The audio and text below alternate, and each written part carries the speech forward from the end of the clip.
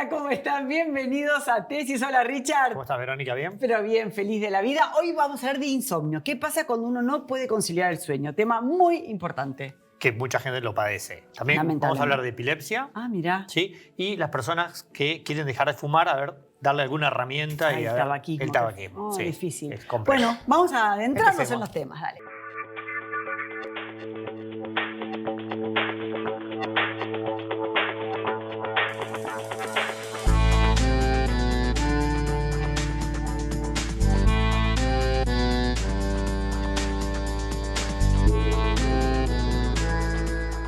Bueno, viste, Vero, que a veces cuesta dormir, sí. Está coincidir el sueño, bueno, el insomnio. Bueno, para eso lo hemos invitado a Ricardo Corral, él es doctor en... Sos psiquiatra, Psiquiatra, ¿no? médico Psiquiatra, psiquiatra, sí, sí. es el presidente de la Asociación Argentina de Psiquiatras. Y trabajo en el Hospital Borda. En el Hospital Borda. Bueno, ¿qué es esto del insomnio? ¿Por qué lo padecemos? ¿Cuáles Bueno, son las hay causas? múltiples causas del insomnio. Y una de ellas es, por ejemplo, los trastornos depresivos, los trastornos de ansiedad y después también lo que llamamos insomnio primario. Pero después hay muchas otras circunstancias que nos alteran el sueño y creo que ese es el tema más importante incluso para hablar, porque nos lleva mucho al tema de la automedicación o hacer cosas que no hay que hacer. Entonces, de ese punto es un poco lo que quisiera también comentarles. El tema acá, más que nada, es que hay una alteración de lo que se llama el ritmo del sueño, lo cual está muy influido también por nuestra vida cotidiana, nuestra rutina. Pasó un poco ahora con la pandemia, la cuarentena, que eso lo hablamos también en otra oportunidad. La gente cambió los ritmos, estuvo muy expuesta al tema interno de la luz, de las pantallas, de las noticias, y todo eso genera una perturbación en lo natural del día y de la noche.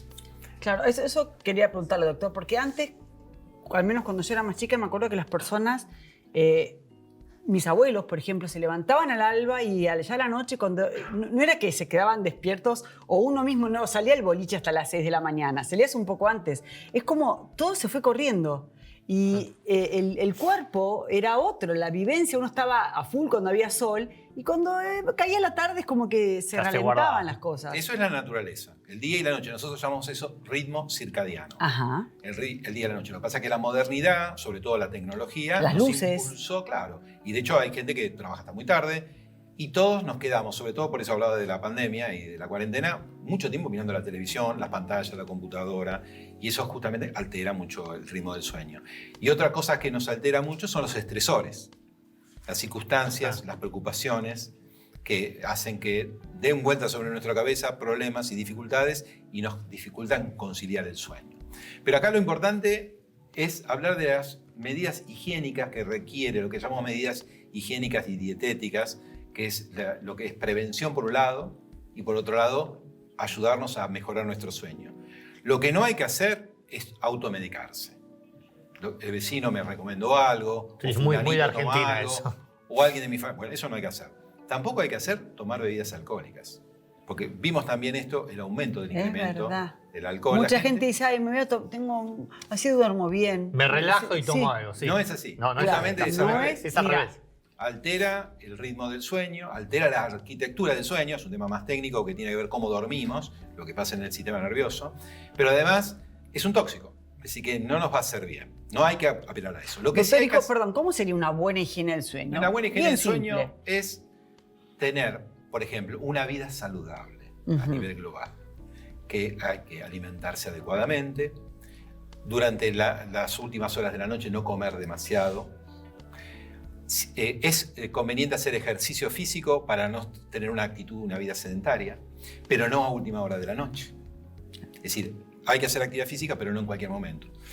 Otra cosa muy importante es, dentro de la medida de lo posible, de las circunstancias de las personas, tener una habitación medianamente adaptada para dormir, que a veces eso lamentablemente no sucede en nuestro país, lamentablemente por la cuestión económica, pero eso también son datos importantes que la gente que pueda tenga en cuenta en qué colchón duerme, cómo es la ropa de cama, que esté medianamente cómodo. También el tema del ruido.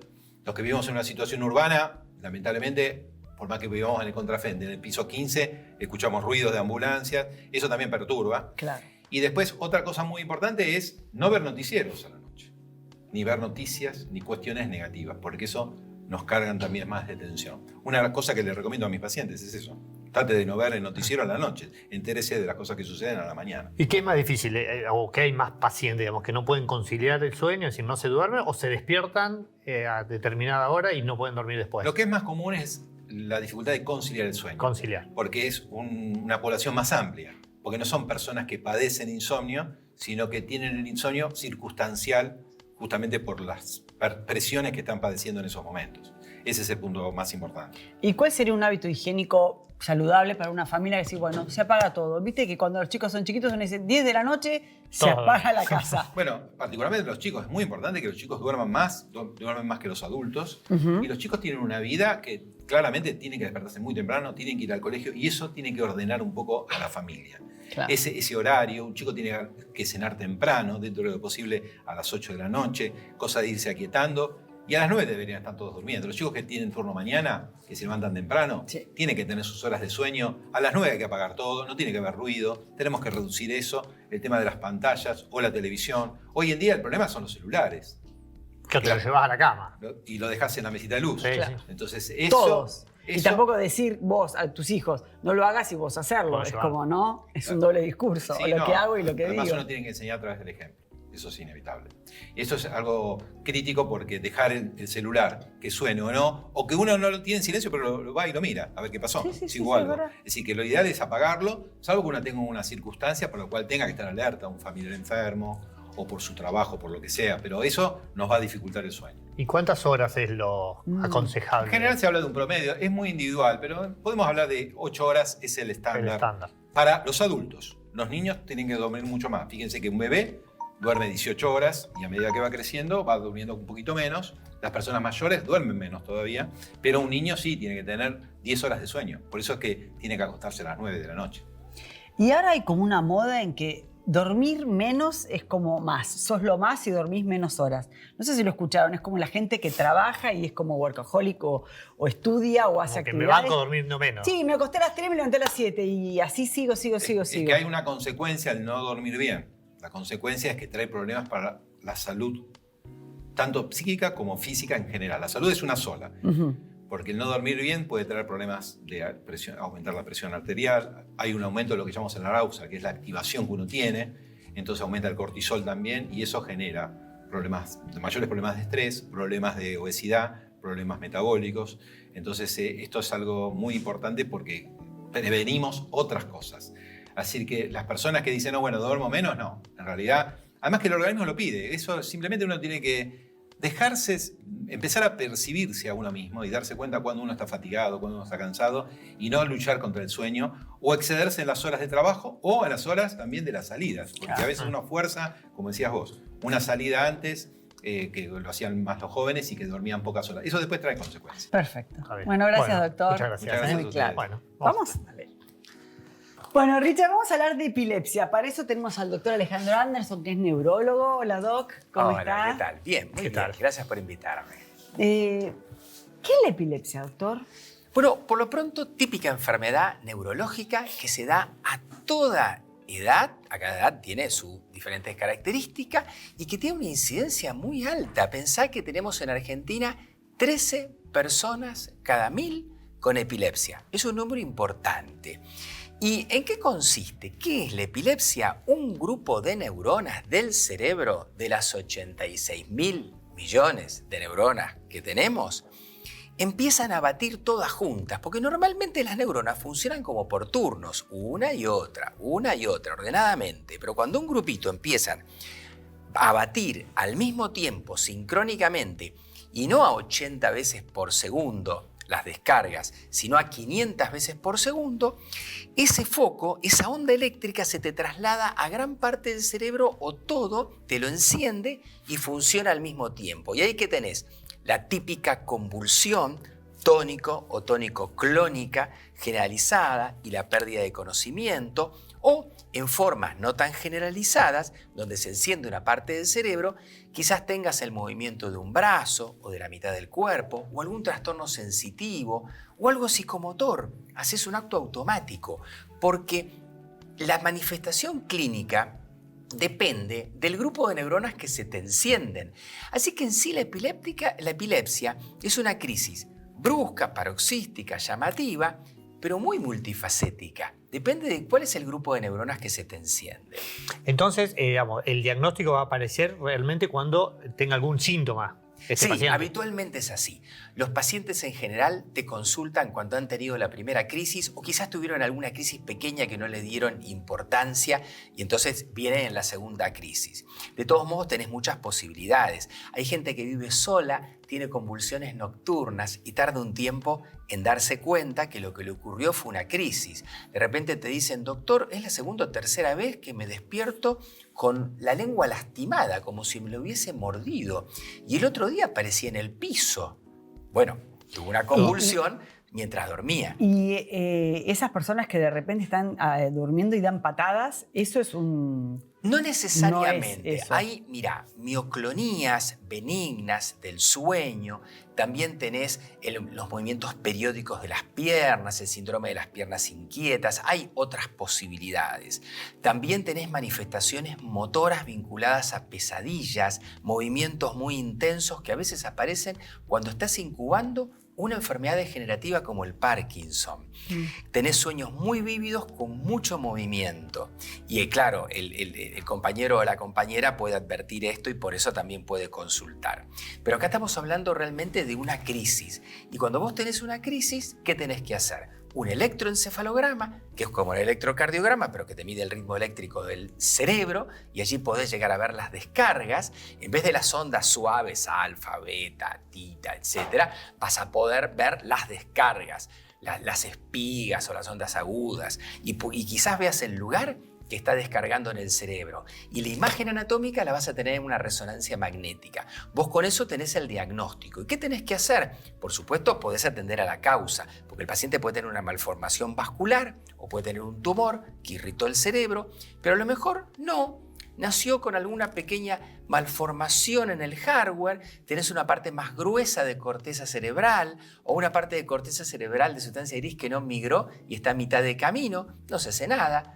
No, eso no progresa, pero tenés que darle algo que evite que las neuronas se sincronicen y tengan la descarga. Y ya tenés la gran familia de antiepilépticos. Tenemos un arsenal muy importante los neurólogos para poder tratar las convulsiones, las epilepsias en general. Y eso, perdón, ¿esa medicación se toma en forma preventiva o se toma solamente cuando la persona está convulsionando? Se toma de manera preventiva. Vos tenés que tomarlo según el producto. Si se toma una vez, 2 o 3 veces por día, tenés que ser muy prolijo y tomarlo todos los días. Incluso si te olvidaste una toma, cuando te acordás, tenés que incluir la que no tomaste.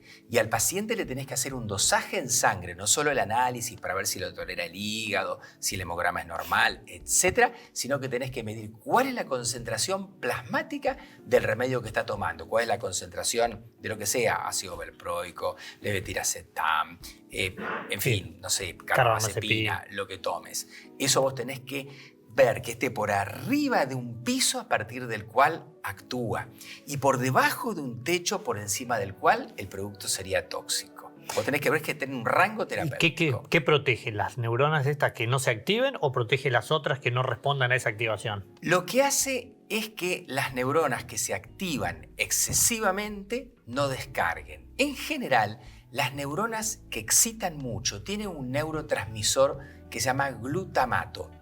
Y casi todos los productos de una o de otra manera impiden que esas neuronas liberen en exceso el glutamato. Hay otro neurotransmisor que inhibe, que es el GABA, y tenés otro grupo de productos que te estimulan el GABA. En general trabajan por uno u otro mecanismo. Doctor, ¿y una persona que nunca tuvo el ataque de epilepsia, se le puede desencadenar por consumo de alcohol, por algún consumo de algún tipo de estupefaciente o alguna situación traumática?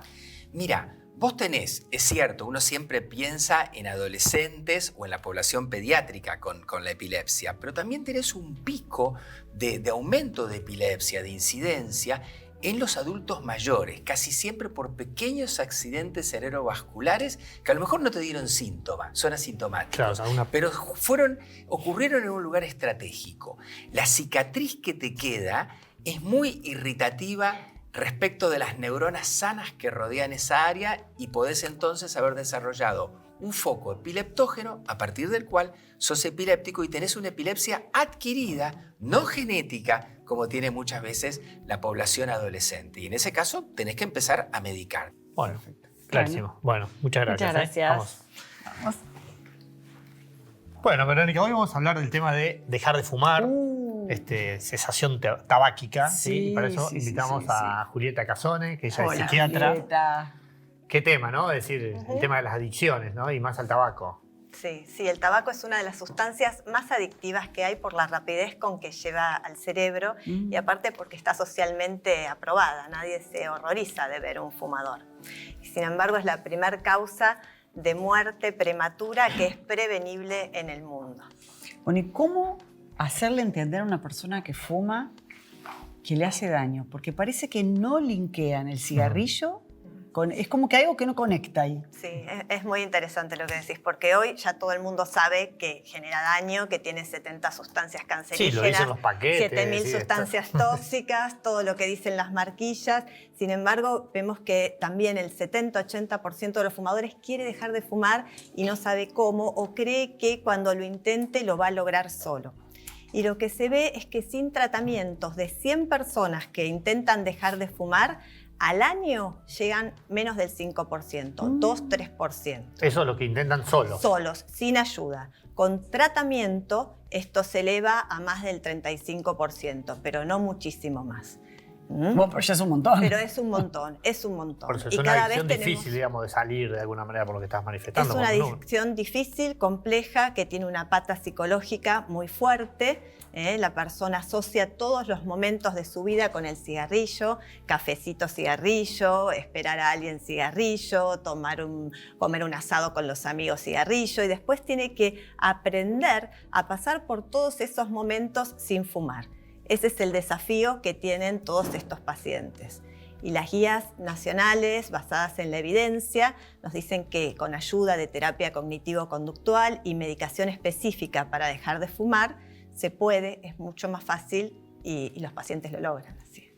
Y se está viendo mayor consumo, digo, los adolescentes y demás están, digamos, fumando más que antes o hay menos. Digo, con esto que no se puede fumar en lugares cerrados, digamos. En el invierno vos lo ves afuera, está con frío, pero lo hacen igual, digamos. Esa es la pata social y por suerte, gracias a las últimas leyes de ambientes cerrados libres de humo, hoy el fumador tiene que salir para fumar.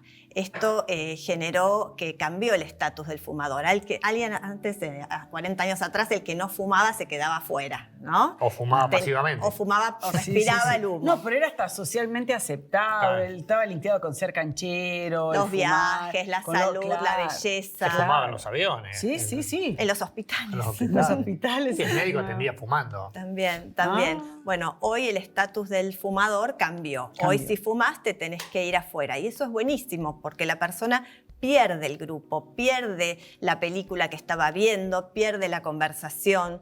Y esto motiva a muchos a decir, bueno, entonces no es que fumo cuando quiero. Algo me pasa, tengo que dejar, no me quiero perder jugar con mis nietos, por ejemplo. ¿Y cómo hacer para que la persona se interese y entienda que le hace daño? Porque creo que ahí está, en la comunicación, porque la gente te dice, sí, yo sé que hace mal, voy a dejar. No, pero hay que dejar ya. Hay que dejar ya, no No decir, bueno, procrastinar. mañana, a ver, ahora me estoy mudando, ahora me estoy casando, me estoy separando. Siempre pasa algún hecho Tenemos vital en la recursos. vida de todos. Y a veces el riesgo es dejar pasar mucho tiempo y ahí es tiempo perdido. Entonces, lo que hay que hacer es pedir ayuda. Hay muchos profesionales de la salud que están capacitados para ayudar a la gente a dejar de fumar. Es toda... Un desafío, ¿no? un desafío y hay una capacitación de los profesionales. En la Asociación Argentina de Tabacología hay toda una red de profesionales en todo el país y hoy con la pandemia, que todo se hace online, muchos pacientes, muchas personas que antes no tenían acceso porque vivían en pueblitos muy alejados y no podían llegar, hoy se están contactando y cada vez hay más conciencia, pero en realidad los números vienen bajando. Según la última encuesta nacional de factores de riesgo del 2018, la prevalencia de la población es de un 22,2%. Si vemos de dónde partimos, baja un montón, pero sin embargo está Es un detenido. montón. Es muchísimo. Podríamos Igual en tener- Europa, debo decir que la gente fuma más que acá. En Uno España lo ve. sí. En España y en Francia Sí, también sí, sí. fuman mucho. En muchos lugares sí, y bueno, pero no, nosotros tenemos que seguir Sí. y sobre todo explicar a la gente que con ayuda se puede dejar de fumar y vale la pena intentarlo. Porque te saca calidad de vida y a su vez, digamos, ¿cuál es la prevalencia de la enfermedad peor, digamos, que le pasa a un fumador? Bueno, el cuco de todos es el cáncer de pulmón, ¿no? Estamos diciendo 70 sustancias cancerígenas asociadas, pero apenas la persona deja de fumar ya le baja la presión arterial para los Claro, hipertensos, mejora el gusto, el olfato, La capacidad aeróbica. La capacidad aeróbica, la gente sube escaleras, no se cansan. Todo fumador tiene una intoxicación crónica con monóxido de carbono, que es este gas que cuando las estufas queman Sí, mal, sí, sí, se sí, intoxican. Bueno, el monóxido que se desprende de la combustión incompleta hace que el oxígeno de nuestra sangre quede desplazado. Entonces, no oxigenamos bien. No llega oxígeno a los músculos, la gente se cansa más, está fatigada. La piel cambia, Claro. todo gris. O sea, la persona se vuelve gris. Es Se así. apaga. Y no, es como que Es no verdad. tiene, Sí. no tiene oxígeno. Es como una planta, si está llena de sustancias alrededor, no florece. Exactamente. Y apenas deja de fumar a las pocas horas, esto disminuye y la persona puede correr, se siente mucho más vital, Claro, está oxigenada. Sí, también le cambia, creo que el ritmo de todo, ¿no? De su despertar. Por eso sería bueno, digamos. Es buenísimo. Por eso, pero digo, al darse cuenta, ¿recae fácilmente de vuelta en fumar o no? Bueno, es muy interesante esa pregunta. Depende qué posición deja de fumar la persona. Si la persona puede encarar la cesación tabáquica desde un lugar de alegría, de desafío, de voy a estar mejor, vale la pena el esfuerzo, vale la pena aprender a vivir sin fumar. Si lo puede pensar como en los beneficios que va a ganar, va a sentir algo que es un orgullo auténtico del trabajo, del logro, y lo va a mantener, lo va a cuidar. Bueno, muchas Bueno, gracias, Julieta. Gracias por la Julieta. invitación. Bueno, Gracias. ¿Volvemos? volvemos. Dale.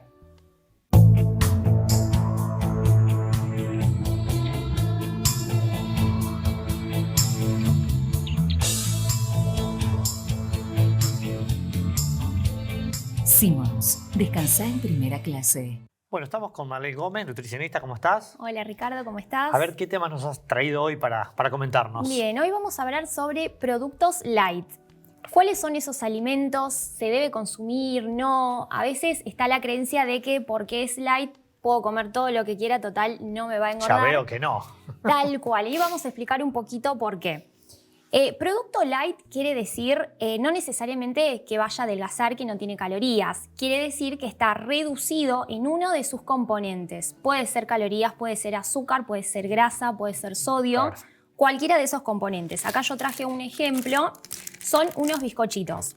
En este caso vamos a ver que son bizcochitos que no sería muy saludable por sus nutrientes críticos, grasa, sodio, azúcar, pero dice light y acá explica que está reducido en grasas.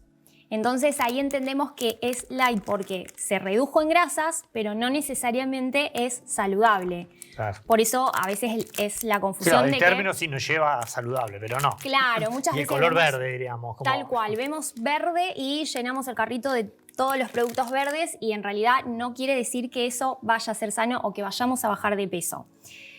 Lo mismo pasa, por ejemplo, para endulzar. Siempre que queremos restar calorías, vamos a optar, por ejemplo, con stevia, que en este caso se identifica como color verde el envase, pero porque viene de la stevia, o sea, de la plantita. De la planta. Exacto.